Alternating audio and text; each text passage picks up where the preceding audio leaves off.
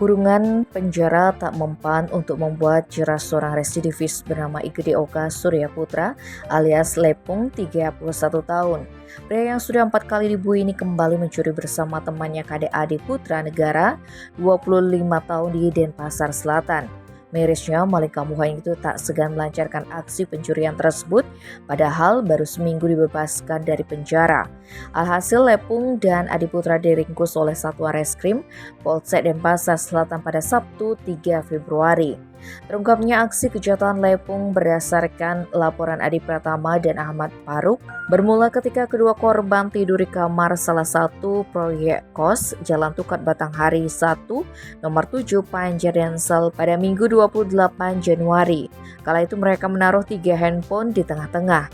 Namun saat keduanya terbangun sekitar pukul 8 WITA, mereka kaget lantaran ketiga handphone tersebut sudah hilang. Atas laporan kejadian itu, tim Opsnal Polsek Densel mendatangi TKP untuk melakukan penyelidikan. Berbekal petunjuk yang diperoleh, tim Opsnal yang dipimpin Kanit Reskrim itu melakukan penyisiran ke Jalan Tegalwangi Sesetan Densel yang merupakan tempat tinggal pelaku.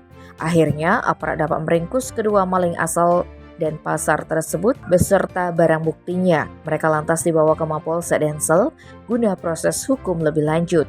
Dari pemeriksaan yang dilakukan petugas, diketahui Lepung dan Adi Putra melakukan pencurian juga di Jalan Pulau Moyo, Pedungan.